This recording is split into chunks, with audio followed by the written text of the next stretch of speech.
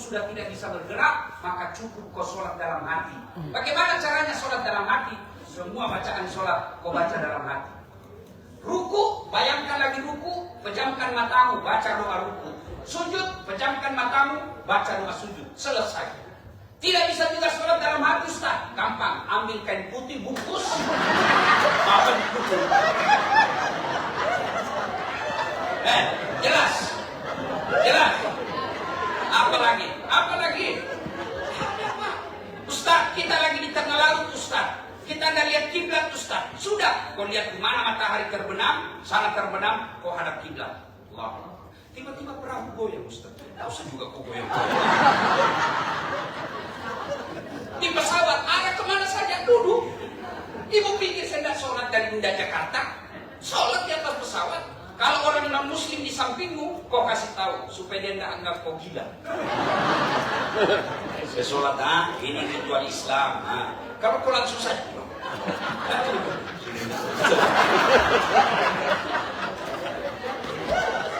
Ya, jelas Ibu? Jelas. Ustaz, kita lagi di jalan. Toilet di sini rata-rata nggak punya air. Ya kan? Nah, bagaimana caranya, Ustaz? Kalau Bapak mampu bawa air, bawa air. Kalau dalam situasi yang memang darurat tidak ada air, maka Bapak pakai tisu. Kalau tidak ada tisu, kalau lagi di jalan, misalnya tengah hutan, pakai daun. Bagaimana caranya? Nah, ini rahasia. Tidak usah kasih lihat ini. Ini rahasia laki-laki, kan? Ibu udah usah lihat ini. Nah, bagaimana caranya? Anggap. Bagaimana cara menggosoknya? Ambil daun 3 atau tisu. Cara gosok pertamanya begini.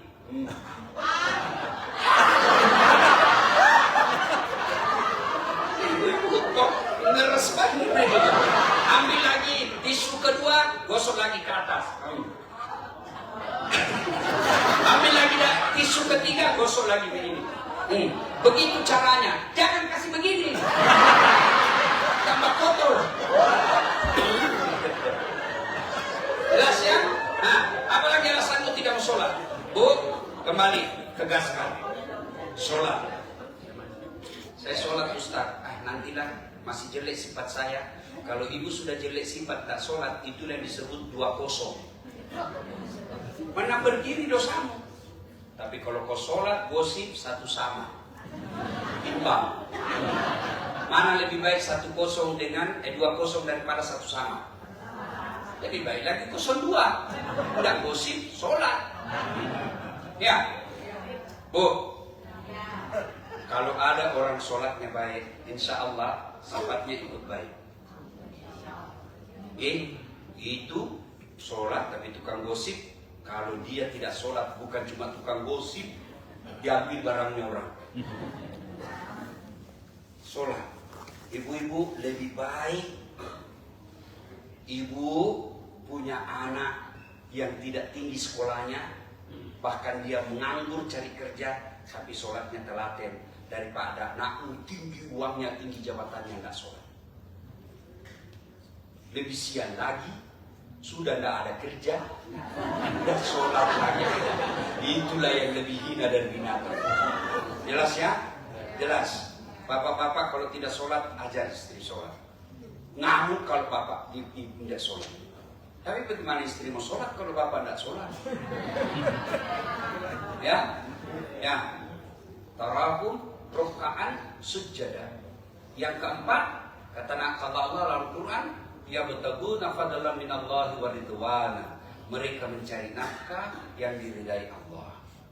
Maafkan saya tuan-tuan, maafkan saya.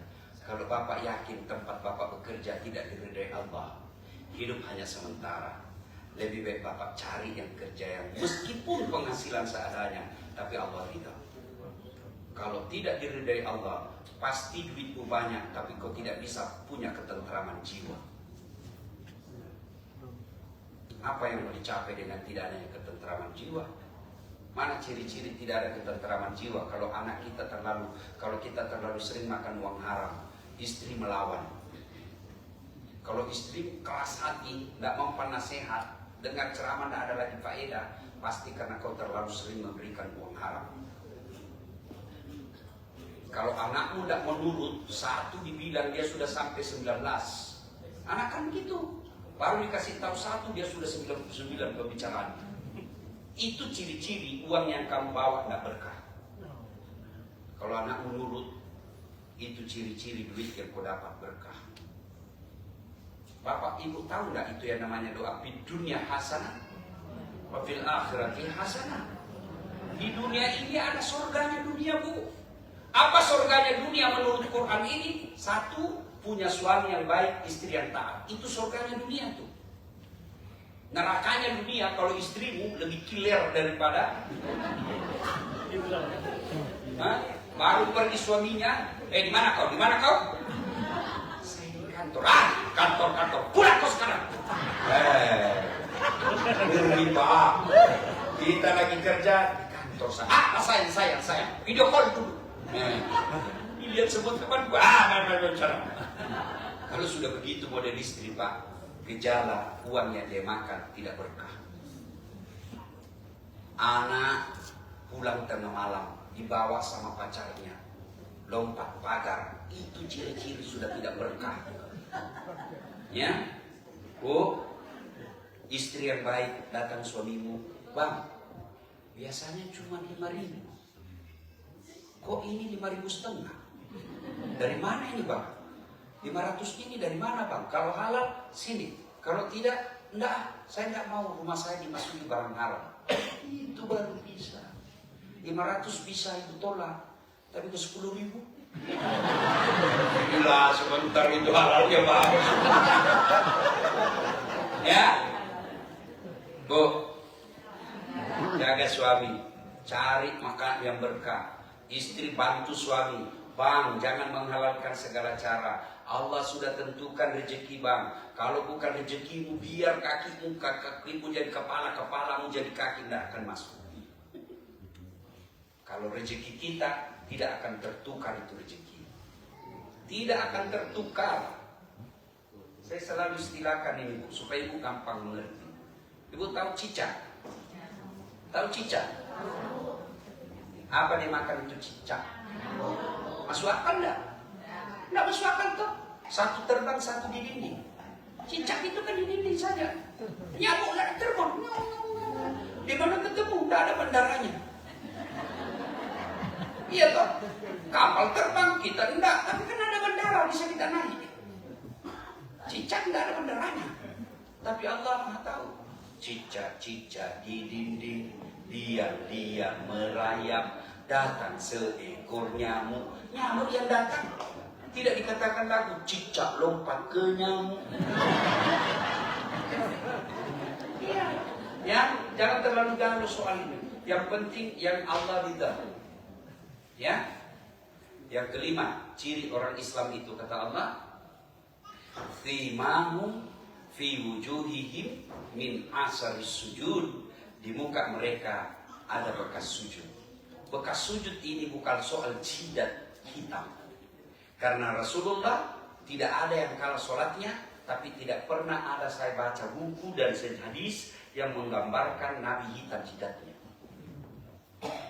Kalau soal hitam di jidat, gampang. Sujud lama-lama, kasih balsem, pakai karpet baru, setiap sujud 5 menit gosok, 2 hari pasti hitam. Tapi bukan itu. Tapi ada juga bagusnya kalau hitam di jidat. Ada bagusnya. Apa bagusnya? Menjadi identitas. Kalau dia hitam jidatnya, tidak mungkin masuk tempat dugem, tidak mungkin masuk tempat karaokean, tidak mungkin masuk diskotik.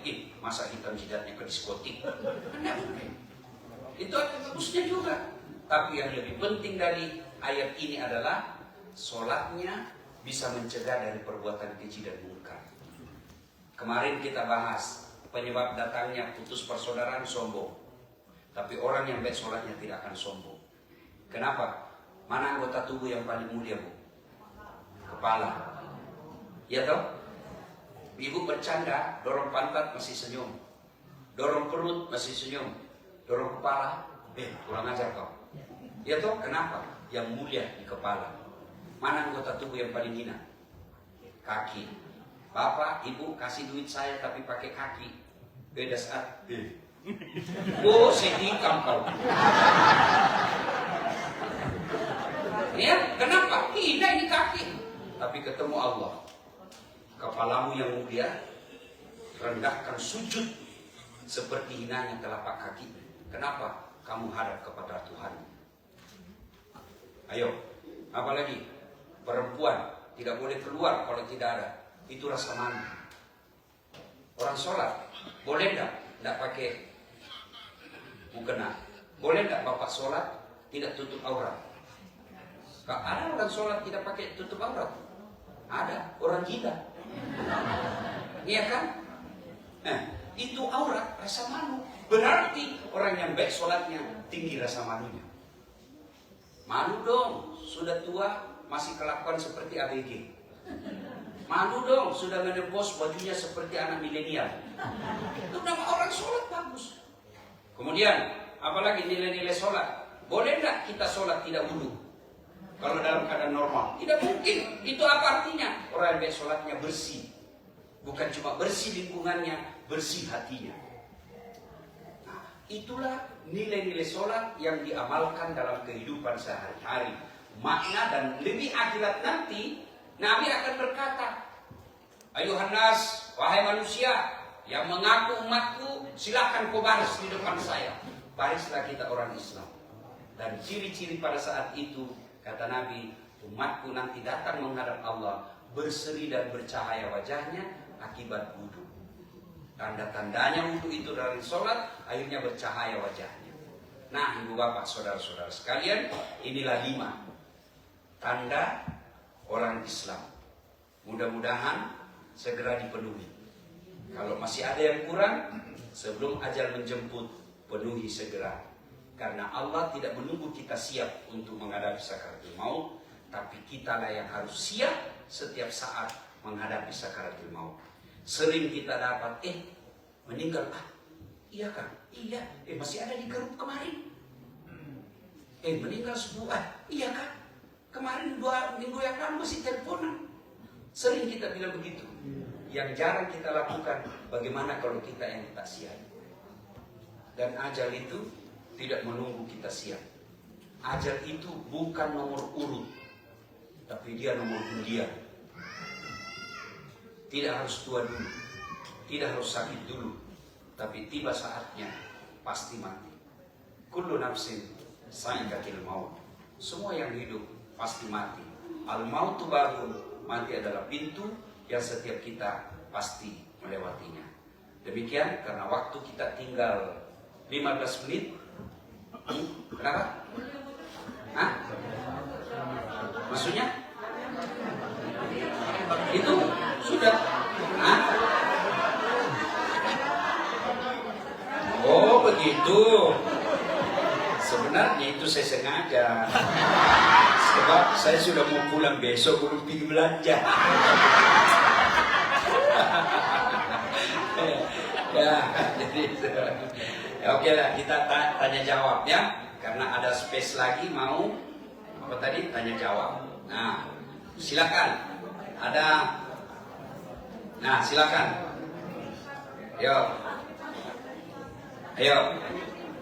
Ayo sini.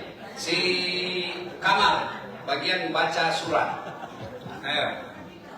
Ayo Kamal sini.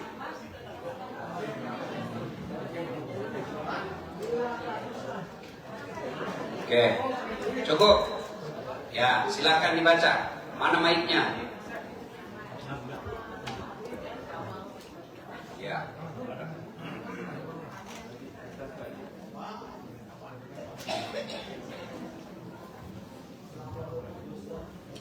Ya. Pegang mic-nya Kamal. Jepit itu mic-nya supaya suaranya masuk di kamera. Assalamualaikum Ustaz. Anak saya mendapat pendidikan Islam yang bagus, tapi setelah dewasa malah sholat. Kalau mereka masih 6A, mau sholat, doa apa yang saya harus ucapin Ustaz? Terima kasih.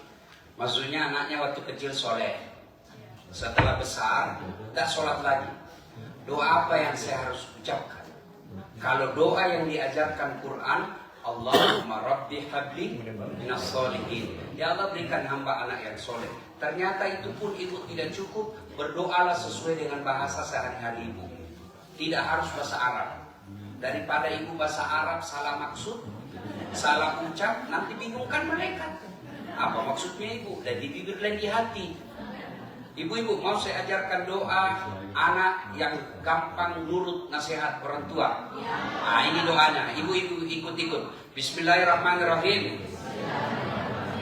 Allahumma barik lana bima rasaktana. Doa makan itu.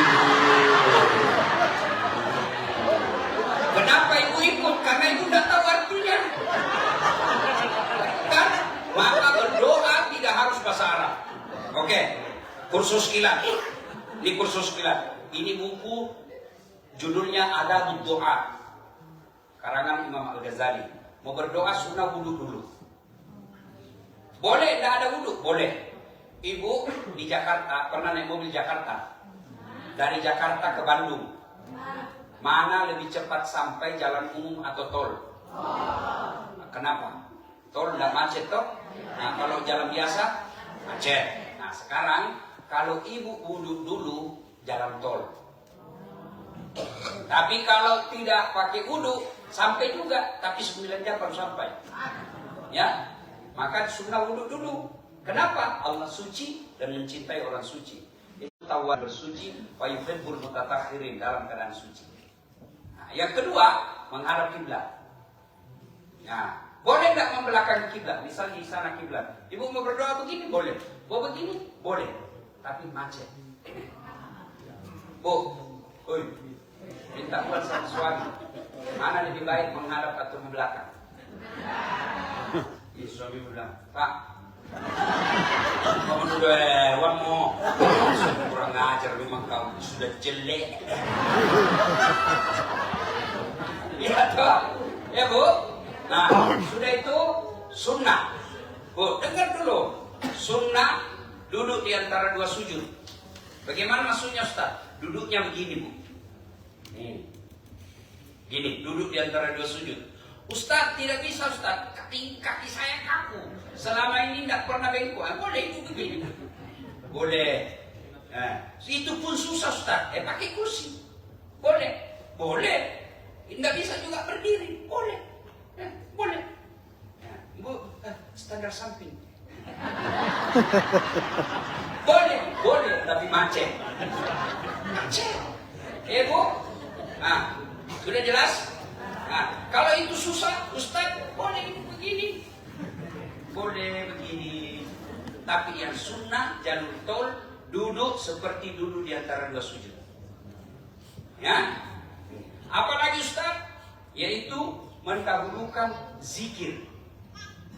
Zikir minimal 3. Subhanallah, alhamdulillah, Allahu Akbar.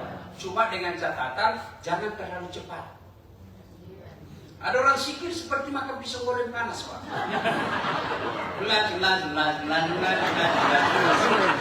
Apa artinya itu sebelah.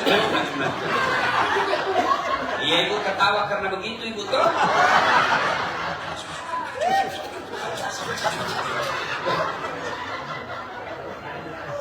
Ibu tenang. Subhanallah, subhanallah, subhanallah, subhanallah, subhanallah, subhanallah. Ini tidak biasa, saya heran di masjid. Sama-sama subhanallah, sama-sama 33, sama-sama mulainya. Saya baru 11, dia sudah sampai. Saya bingung, kenapa cepat sekali dia sama? Kita baca sama mulai. Dapat mana cepat sekali? Dia bilang saya,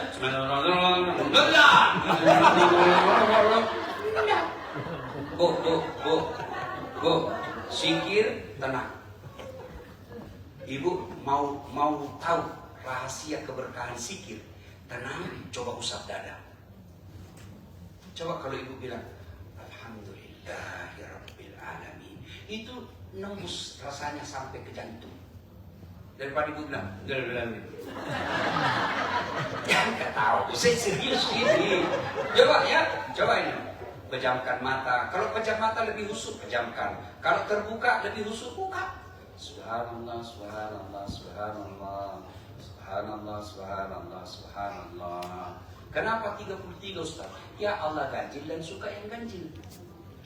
Kenapa 99? Karena Asmaul Husna. Nama-nama Allah 99. Ini pendapat ulama. Ibu juga yang terlalu banyak bertanya. Bikin bingung kita. Kau udah tahu semua. Kalau ibu pergi dokter bertanya enggak? Apa? Kalau dikasih kau 3 kali 1, kau bilang 3 kali 3 saja dong, supaya cepat habis. Kan susah aja, iya dong. Kalau cuma datang itu dok, oke 3 kali 1 ya. Enggak juga kau bilang 4 kali 4 saja. Iya toh bu. Sudah ya. Apalagi Ustaz? Setelah berzikir, subhanallah, subhanallah, alhamdulillah, alhamdulillah, Allahu akbar, Allahu akbar. Berikutnya apa ibu? Mengangkat kedua belah tangan. Ya, mengangkat kedua belah tangan. Bagaimana posisinya? Kanan kiri merapat dan dia pas di depan wajah. Ya, Ustaz boleh begini? Makin tinggi, hajat makin besar, makin tinggi. Ustaz boleh begini? Boleh begini? Boleh begini? Boleh, tapi macet ini. Ustaz, kadang orang berdoa, itu terlalu banyak dia minta. Cuma jangan juga ibu, kalau lupa pakai deodoran, apalagi kalau lagi musim basah. Dengar Pak, coba dah. Begitu kita Islam sangat memuliakan orang kalau mau ke masjid itu kan disunahkan pakai parfum. Disunahkan sikat gigi. Apa parfum dan sikat gigimu sampai kepada Allah? Tidak. Apa itu pesannya? Jangan kau ganggu orang di sampingmu. Itu makna jangan kau ganggu orang tetanggamu. Jangan kau ganggu teman kerjamu. Itu makna kenapa disuruh pakai parfum. Bayangkan kalau bapak ibu sudah makan jengkol 2 hari tidak sikat gigi, lalu kau sholat subuh dan kau baca seperti orang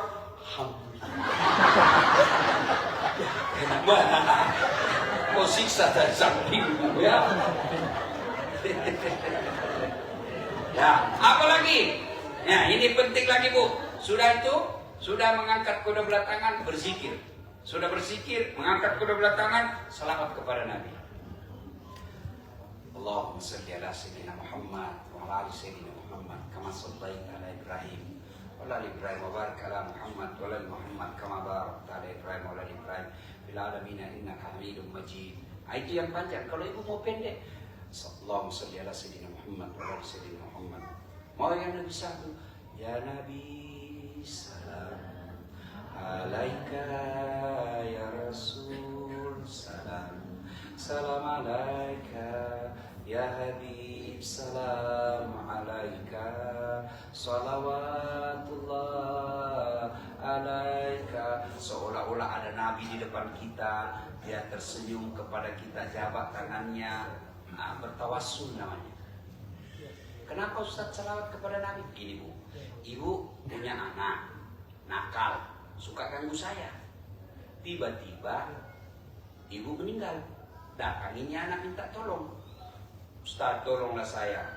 Ya, ibu baik betul sama saya, tapi ini anak suka ganggu saya.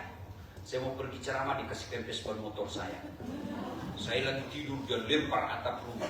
Saya ingat, inilah anak kurang ajar, tidak pernah dikasih tenang saya.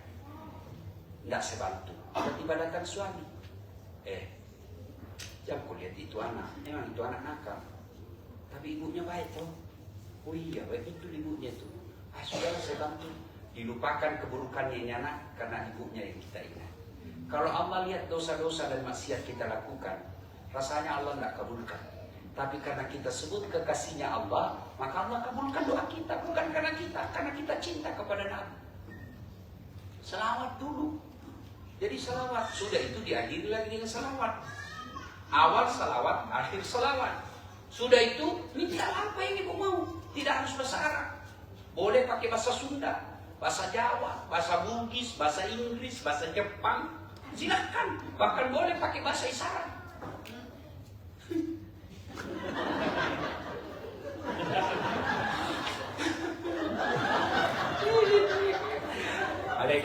kan suaminya. Boleh. Daripada ibu bahasa Arab tidak tahu arti, bingung malaikat. Apa maksudnya ini ibu? Lebih bibir dan di hati. Ya Bu ya. Nah, sudah itu ditutup lagi misalnya dengan kalimat, ya Allah, Engkau melarangku meminta kepada yang lain, maka aku datang kepadamu seperti Engkau firmankan, Iyyaka na'budu wa iyyaka nasta'in. Ya Allah, Engkaulah tempat hamba menyembah dan hamba Engkau pula lah tempat hamba mohon bantuan dan pertolongan. Karenanya dengarkan dan kabulkan doa kami. Subhana rabbika rabbil izzati amma yasifun wa salamun ala mursalin walhamdulillahi rabbil alamin. Sudah, Ustaz, kenapa orang selesai berdoa begini Ustaz? Ini variasi saja. Variasi, boleh tidak. Kenapa begini Ustaz? Karena lebih nyambung. Amin ya rabbal alamin. Masa ibu? Amin ya rabbal alamin. Ya tak? Jelas? Nah, sudah. Pertanyaan berikut. Silakan. Ibu bertanya, ada yang pernah bilang, kenapa tidak berhijab dek? Karena saya menhijab hati saya dulu. Hah? Kenapa tidak berhijab? Itu pertanyaan. Kenapa tidak berhijab dek? Jawaban si Ade ini, karena saya ingin menghijabi hati saya dulu. Oke. Bilang nak, bagaimana caramu menghijabi hatimu? Bagaimana menghijabi? Nah, kau hijab saja dulu, mudah-mudahan yang hijab itu hatimu bersih. Kalau perlu kasih contoh, ada biasa bilang, enggak penting dong, yang penting hatimu. Oke, kalau begitu, nak, ini ada gula-gula. Saya buka aja dulu kulitnya, nak ya. Sudah, jatuhkan. Kau mau makan itu, nak? Tidak mau. Kenapa? Karena tidak ada bungkusnya. Itulah jilbabmu, nak. Coba, kasih contoh begitu. Nah, kau mau makan durian? Mau. Tapi tidak ada bungkusnya. Ketemu di tanah. Mau? Tidak. Ya kan? Coba lihat. Ibu-ibu. Kan sering belanja toh? Iya toh? Yang diskon 70%. Yang murah-murah kan? Lihat dong, tidak cocok. Yang murah-murah itu, tapi yang di etalase boleh tidak kau sentuh? Enggak. Kenapa? Spesial dia. Maka perempuan Islam itu di dalam etalase tidak boleh disentuh, harus dibungkus. Ya.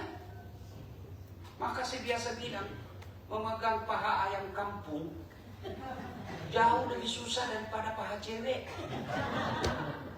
Ya tunggu, paha ayam kampung, ibu harus pulang kampung dulu. Sudah bisa dilihat? Enggak. Beli dulu itu ayam. Sudah dibeli, sudah bisa lihat pahanya? Enggak. Ya apa? Dikejar dulu. Kejar 30 menit. Sudah ditangkap, sudah bisa lihat pahanya? Belum. Dipotong dulu. Potongnya malah baca bismillah. Bismillahirrahmanirrahim. Sudah dipotong, sudah lihat? Belum. Direbus dulu. Sudah direbus, sudah lihat pahanya? Belum. Dicabut dulu. Baru lihat pahanya. Dibeli dulu, pulang kampung dulu, dikejar 30 menit, bacakan bismillah, direbus, baru dicabut, baru bisa lihat. Cewek sekarang berdiri aja kita 5 menit, 10 pasang paha, enggak gratis. Enggak perlu dikejar. Islam tidak, harus dibungkus. Perempuan itu dalam Islam sangat dimuliakan. Jangankan dipegang, dilihat saja enggak boleh. Perempuan itu dalam Islam dimuliakan. Sebelum Nabi datang, itu perempuan tidak ada artinya. Bahkan dianggap aib. Kalau lahir perempuan dikubur hidup-hidup, itu kan ibu baca dalam sejarah. Iya kan? Perempuan boleh barter. Judi suaminya, kau suka istriku, oke, kita taruhan. Kalau kau kalah saya, pakai istriku 2 hari. Itu perempuan jahiliyah dulu begitu, Bu. Datang Islam, perempuan dimuliakan. Tidak boleh kau pandang matanya. Tidak boleh kau sentuh, tidak boleh dia jalan sendiri, harus dikawal. Kalau ada anak-anak namanya ta'aruf, dia mau nikahi anak kita, kalau dia mau tahu kualitas kulitnya, boleh tidak dia sentuh? Boleh. Tapi sebelum disentuh ada namanya perjanjian. Kalau batal dia harus bayar dam, bayar denda. Tapi di mana disentuh? Bukan kau sentuh ininya, bukan juga kau sentuh ini. Di mana sentuh ini? Nih, ke bawah. Buka ini sentuh. Oke, kau boleh sentuh, tapi kalau tidak jadi kau bayar $200. Ya tergantung kesepakatan itu. 2.000, 2.000. Oke, 2.000. Itu maknanya, tidak boleh kau pegang gratis. 200 saja ibu marah, ini gratis. Itulah hak perempuan dalam Islam. Kalau diambil harus ada maharnya. Kalau kau ceraikan, kembalikan dia baik-baik. Sudah kau ceraikan, tidak boleh kau biarkan dia lapar. Hartamu kasih dia. Itu perempuan dalam Islam. Kalau orang Eropa, Barat, apa katanya? Emansipasi. Sudah 2 anaknya tidak dinikahi. Ayo. Apa itu namanya dimuliakan? Tidak dihina. Kalau kita orang Islam sangat dimuliakan, dibungkus. Tidak boleh dia berkeliaran. Kenapa? Tidak boleh itu perempuan cari nafkah. Laki-laki yang harus cari nafkah. Perempuan Islam, dia tinggal di rumahnya dibawakan uang. Tak boleh dia kerja. Kalau mau dia kerja boleh, tapi harus izin suaminya. Kalau dia kerja tidak izin suaminya dan suaminya murka, semua penghasilanmu tidak diridhai Allah. Perempuan harus mulia, tinggal di rumahnya, tinggal terima beres. Laki-laki yang wajib carikan nafkah. Kenapa perempuan tidak dianjurkan kerja? Karena kalau ibu kerja dan gajimu lebih tinggi dari suamimu, potensi kau lawan suamimu. Suami misalnya gajinya 10.000, gajimu 20.000. Istri, kira-kira kau masih hormati suamimu? Macam-macam lebih tinggi gajiku, kau pulang kalau kau mau pulang. Itu sebabnya kenapa laki-laki harus kuat cari uang, supaya kau dihormati istrimu. Ya tuh bu, biar suami tidak pulang yang penting ada uang. Nah, coba kau dengar itu. Uang yang penting. Jelas ya? Jelas. Apa lagi? Assalamualaikum Ustaz. Saya punya mantu waktu nikah sama anak perempuan saya masuk Islam. Tapi suatu hari saya berkunjung ke rumah anak saya, lihat Injil terbuka di atas meja. Bagaimana tipsnya sebagai seorang ibu kepada anak perempuan untuk meyakinkan supaya si suami menjalankan rukun iman dan rukun Islam?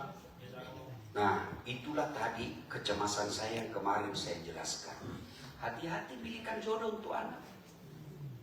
Kalau laki-laki anak kita Islam aman, dia bisa keras kepada istrinya. Tapi kalau anak kita perempuan, waktu menikah saja tidak pakai jilbab, tidak tahu ngaji, sholat tidak pernah kita lihat, lalu nikah dengan orang yang bukan Islam, pura-pura saja dia masuk Islam, nanti sudah nikah dia balik agamanya. Apalagi sudah 2 anaknya, agama anakmu longgar, pasti dia bilang, sudahlah, agama dan lain-lainnya hilang. Itu yang saya bilang kemarin, hati-hati pilihkan jodoh. Mending dia tidak bersuami daripada punya suami tapi dia akhirnya murtad. Nauzubillah misalnya. Dan ibu akan tanggung jawab tuh nanti. Begitu anakmu masuk, kau sudah masuk di kubur dan anakmu masuk gereja, itu akan diperkarakan lagi kau. Kau lihat itu hasil didikan. Ya, makanya Pak hati-hati. Nah, bagaimana kalau sudah terjadi begini? Nasihati terus, nasihati terus. Kalau ibu nasihati terus, insya Allah ibu luar tanggung jawab. Sampai kapan nasihati? Sampai ibu mati. Tidak boleh bilang sudah menikah, tidak. Bapak tahu kisahnya Nabi Nuh. Masih ingat kisahnya Nabi Nuh? Anaknya tuh sudah sakaratil maut, sudah timbul tenggelam, sudah mau mati. Apa Nabi Nuh bilang? Sudahlah.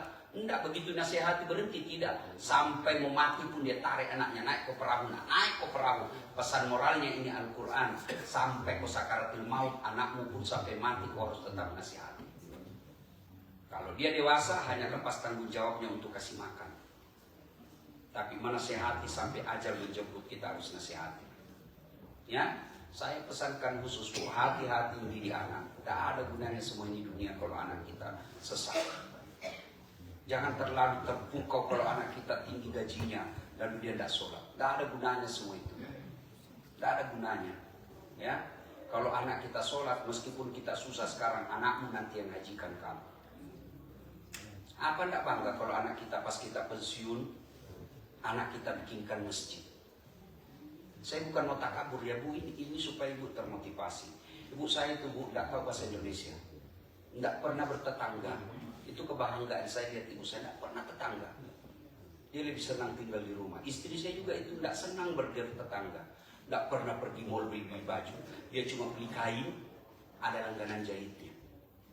Lalu dia bilang apa? Saya cari ridha suamiku supaya saya gampang masuk surga. Kalau suamiku berkhianat, dia yang tanggung dosanya. Kan enak. Ibu saya dulu tidak ada yang reken. Sekarang orang senang kalau ketemu ibu saya. Mama Pak Ustaz, doakan kami ibu. Saya bikinkan masjid. Namanya Masjid Hajjah Siti Mang. Bapakku saya bikinkan masjid. Masjid Abdul Latif. Karena ibu saya mau saya ajak ke Makassar baru. Tidak bisa dia ke Makassar karena tidak bisa naik mobil lama-lama. Saya jemput pakai helikopter. Kita kan senang kalau punya anak begini. Saya tidak pernah dalam sujud, tidak pernah saya lupa saya doakan bapak saya. Allahumma gfirli wal walidayya warhamhuma kama rabbayani shaghira. Saya marah betul kepada orang yang jaga ibu saya kalau ibu saya masih berpikir tentang sembako. Kamu yang saya marahi kalau ibu saya pergi pasar. Tak boleh lagi kosong rekeningnya orang tua kita. Masa jauh-jauh ke Amerika orang tuamu masih cari sembako? Itu apa gunamu orang tuamu sekolahkan kamu? Itu namanya berhasil jadi anak. Ngapain kita glamor, gaya hidup kita penuh dengan status-status kita di medsos hebat tapi anak kita melawan? Apa gunanya itu? Itu yang disebut kesuksesan hayali. Enak kan kalau ibunya keluar anaknya nelpon, "Ma, sudah sholat enggak?" Enak kan kalau anak kita punya begitu. Ibunya dilihat pakaian tidak senonoh, dia bilang, "Mama sudah tua, masa pakaiannya begitu sih?" Itu kan enak. Bapaknya pergi cari nafkah, anaknya nelpon, "Pak, saya senang sekali bapak punya duit. Saya senang bapak bisa sekolahkan saya. Tapi sudah sholat dulu enggak Pak? Malu saya Pak kalau bapak enggak sholat." Itu yang namanya anak hebat. Bukan anak yang pintar bahasa Inggris, bahasa Jerman. Ada di Makassar dia bilang hebat itu tetanggaku Ustaz. Kenapa aku bilang hebat? Masih kecil pintar bahasa Inggris. Saya bilang banyak yang begitu. Masa banyak Ustaz? Kau pergi di Inggris. Anak-anak di Inggris Pak, bahasa Inggris semua Pak. Betul. Ya kok, lalu apa hebatnya? Apa hebatnya? Demi Allah Bu, pasti kita masuk kubur. Dan pada saat itu bukan lagi uang berliannya anak kita butuhkan. Yang kita butuhkan adalah minimal dia bacakan Fatihah. Jaga anak baik-baik. Lanjut. Apa lagi? Bagaimana caranya supaya anak cinta Islam? Cinta Islam supaya anak itu perkenalkan Islam dari kecil. Jangan nanti sudah sarjana. Susah diajak debat dari kecil. Akhlak dulu. Anak kan suka lagu. Bagaimana perkenalkan Nabi? Ibu-ibu, berapa anaknya Nabi? Kenalkan itu kepada anak kita. Coba anak-anak kita tanya sekarang. Banyak yang tidak tahu itu Nabi. Maka diperkenalkan. Anak-anak Nabi ada 7 orang. Dia tahu. Oh 7. Kenalkan. Jadi didik anak. Yang kemudian berikutnya adalah lingkungan harus Islami. Bu, coba ibu lihat ustadz-ustadz kondang di Indonesia. Boleh dikata 99% alumni pesantren dan Timur Tengah. Lihat itu. Tapi saya tidak pernah sekolah pondok. Tidak pernah saya mondok. Tapi dari mana saya belajar agama? Kebiasaan orang tua saya masih kecil. Kalau sudah sholat subuh dia putar kasetnya Sainuddin MC. Dari di situ saya tahu, minimal tahu dulu. Bapak di rumah perdengarkan itu ayat suci. Perdengarkan itu ceramah. Karena kalau kamu yang kasih tahu dia tidak masuk di akalnya. Kirimkan dia konten-konten dakwah. Itu bagian daripada ikhtiar. Anak saya Bu, Ece, usianya 10 tahun. Semenjak kecil sampai detik ini tidak bisa tidur kalau tidak baca, tidak dengar murattal. Dia lebih tahan tidak nyala AC. Anak-anak sekarang mana bisa tidur kalau tidak pakai AC. Anak saya lebih tahan dia tidak tidur pakai AC daripada tidak dengar murattal. Sudah berapa MP3 habis. Dan kalau dia sudah pagi bangun tidur dia cas itu MP3-nya. Malam dia nyalakan dengar ngaji. Begitu mati pasti dia bangun. Kenapa? Sejak dalam kandungan mamanya selalu ngaji. Itu harus ada ikhtiar. Tidak mungkin anak ujuk-ujuk langsung jadi soleh-soleha. Enggak, itu harus by program, direncanakan, diproses. Daripada ibu sibuk jaga HP-nya suami, mending kau jaga anakmu. Kita ini bikin pusing juga kalau kau jaga terus HP kita. Ada juga itu namanya HP salah masuk WhatsApp, kiriman lope-lope. Kau jaga dia, pintar dia, lain dia tulis lain isinya. Aduh, kenapa kau tahu Ustaz? Saya punya pengalaman. Ya Bu ya, jaga anak.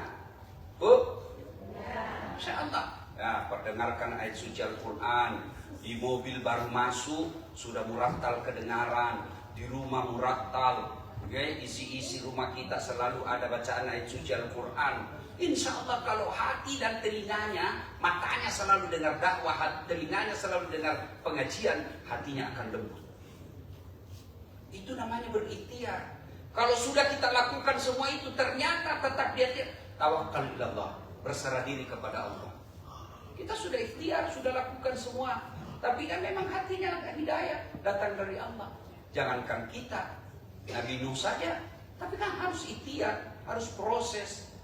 Jangan nanti sudah sarjana, ibu cuma tamatan SMP, anak kita magister S2, mau dinasehati, oh lebih hebat dia bicara. Maka dari kecil, ya, mulai kalau dia sudah mulai balik, Bu, ini kesalahan kita. Dari kecil dia biasakan kelihatan keteknya. Sampai dewasa itu bertambah hari, 1 minggu, bertambah bulan, bertambah tahun. Akhirnya hari ada biasa karena biasa. Kalau dia mau beli baju antar, ini nggak cocok syariatmu, nggak cocok agamamu.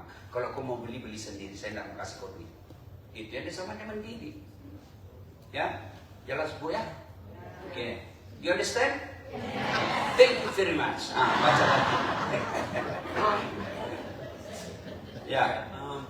Sebagai manusia, apa yang bisa dilakukan agar hati selalu tentram, penuh konten dan stabil secara mental dan emosional dalam berbagi keadaan. Oke. Ini kalau saya nggak salah saya sudah jelaskan. Ibu punya handphone? Punya handphone Bu? Itu kalau handphone dipakai terus kenapa? Baterai? Lowbat. Kalau lowbat, ibu apain? Kalau tidak dicas, kalau mati masih bisa dipakai, masih bisa pakai melempar. Gitu. Ya Bu? Nah, HP harus dicas. Kalau tidak dicas, mati. Kalau mati tidak ada gunanya. Begitu juga hati, harus dicas. Hati kalau tidak dicas lowbat. Kalau lowbat ada hati tapi tidak mempan, sudah tidak bisa dipakai. Itu yang hadis katakan, ayat katakan, bermata tapi tidak bisa melihat, bertelinga tapi tidak bisa mendengar. Keraskan suatu akal, suatu qalbi, keras hatinya. Bagaimana caranya Ustaz supaya tetap istiqamah? 1, dengar dakwah. Itu dulu dengar dakwah ibu, dengar dakwah. Kita laki-laki kapan dengar dakwah? Hari Jumat. Itu juga paling terlambat datang, paling cepat pulang. Orang bapak tidur. Kapan casnya? Ibu-ibu kapan ngecasnya? Hari ini saja kan? Kemarin juga. Alhamdulillah kalau tiap hari. Tiap hari begini Bu? Bohong kalau tiap hari begini. Ya? Minimal sekali sepekan atau sekali sebulan. Cukup enggak casnya sekali seminggu? Nggak cukup. Kita lihat teman kita rumahnya mewah, kita dengar gajinya besar, itu semua dunia. Kita lihat mall, rasanya kita mau bawa semua pulang isinya. Itu dunia. Kapan ngecasnya? Dakwah. Kalau nggak bisa dakwah sini, putar YouTube. Putar YouTube, Dasat Latif. Jangan lupa like and share. Saya serius Bu. Kalau ibu nonton ceramah saya dan tidak skip iklannya, itu ibu nyumbang 1, pembangunan rumah ibadah. 2, menyekolahkan anak yatim piatu. Itu sudah puluhan anak yatim piatu saya sekolahkan. Bukan cerdas yang saya jadi sekarang, yatim piatu. membebaskan ijazah-ijazah anak sekolah yang disandra karena desa membayar. Itu banyak. Dan dari mana saya dapat duit? Saya PNS, gaji saya cuma 4 juta lebih, $150 uang Amerika. Dari mana saya dapat? Itulah ibu, makanya jangan kau skip.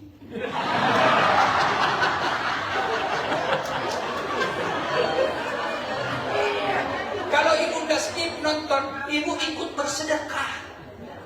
Itu ibu bersedekah itu. Dapat pahala seperti pahalanya dasar latih. Nah, ibu bersedekah, Masya Allah kemarin ada yang kasih saya $20. Insya Allah kalau uang itu pasti kembali ke rumah.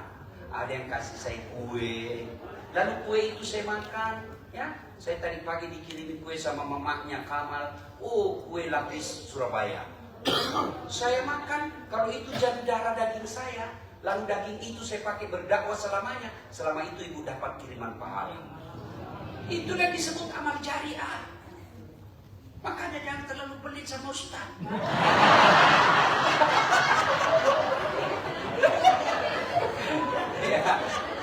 Ya, ibu mau punya anak penghafal Quran? Telepon saudaramu yang ada di kampung.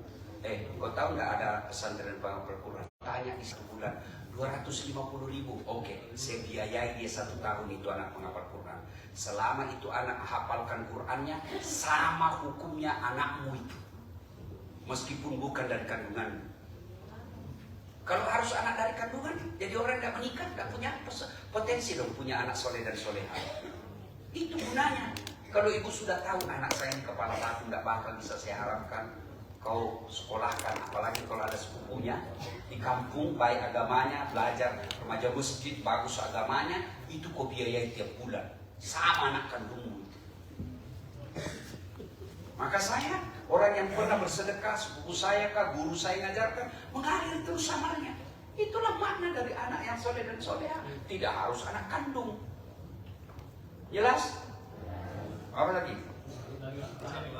Suami mualaf takut untuk umrah karena sholat dia kurang bagus. Suruh telepon saya yakinkan.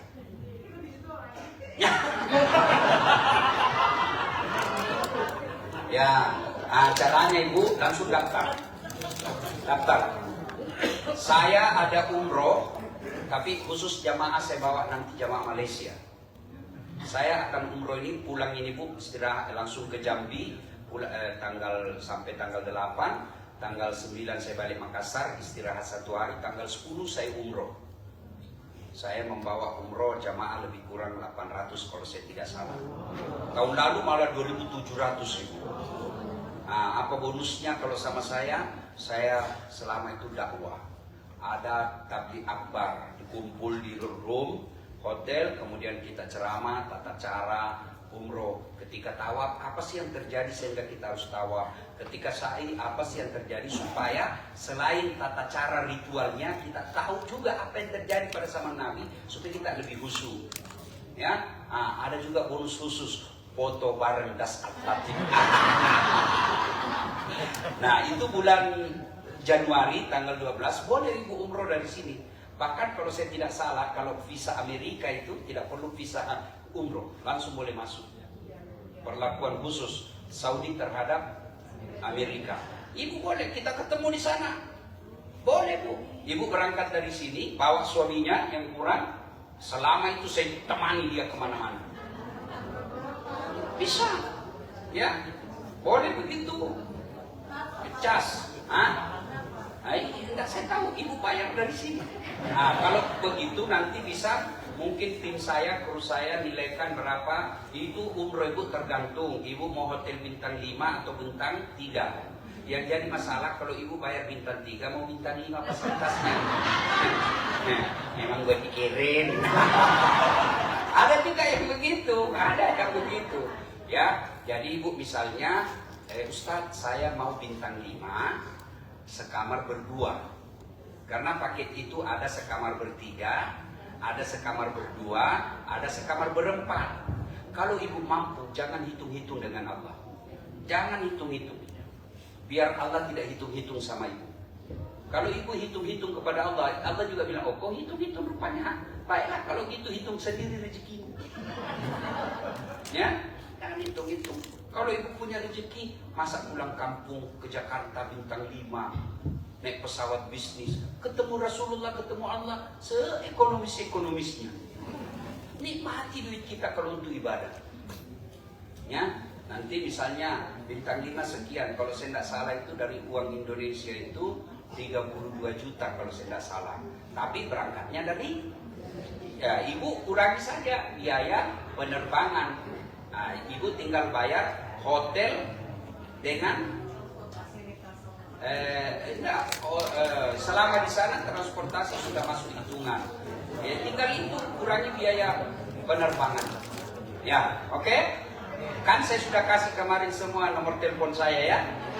Nah, ya, ada juga yang WhatsApp saya tadi, Masya Allah, saya terpesona. Ustaz, apa sih kebutuhan Ustaz selama di sini? Saya mau belikan Ustaz, cuma saya kan malu-malu. Masya Allah ya. 081 21 22 22 298. Ulang lagi. Plus 62 81 21 2-nya 5 kali 98 Dasat Latif. Cuma ibu kalau ibu ibu mau WhatsApp, jangan berharap langsung dijawab. Karena saya kayak sekarang kan sudah hampir lebih sejam saya tidak pegang. Sudah itu Bu, dalam sehari bisa ratusan yang masuk bertanya.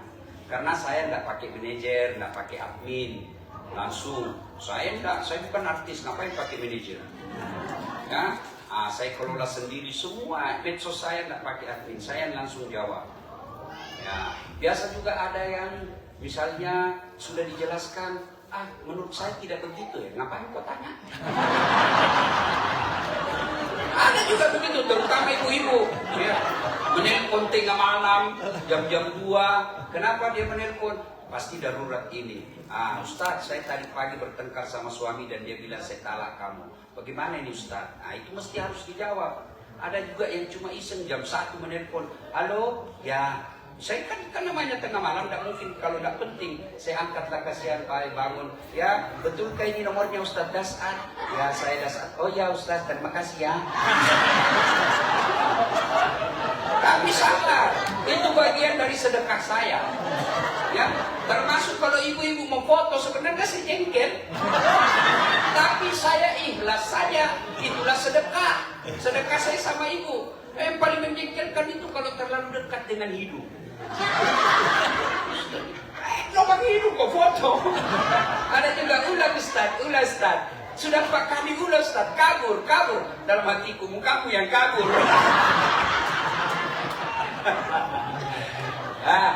I'm just kidding.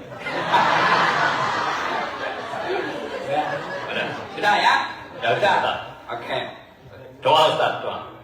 Sudah cukup ya Bu, pertanyaan nanti lewat Japri. Bapak Ibu saudara-saudara sekalian, besok pagi saya sudah balik. Saya balik tinggalkan rumah jam 7 pagi. Alhamdulillah. Penerbangan sebenarnya jam 11, tapi katanya harus lebih awal ya. Jam 7 saya sudah harus tinggalkan rumah. Terima kasih panitia, dan kita bersyukur ada saudara sebangsa kita yang mengizinkan dan meminta saya tinggal di rumahnya, dan segala fasilitas selama saya di sini beliau yang memfasilitasi. Special thanks to my brother Mr. Albert. Ya, beliau meskipun beda keyakinan dengan kita, tapi beliau yang ngurus saya selama di sini. Alhamdulillah ya.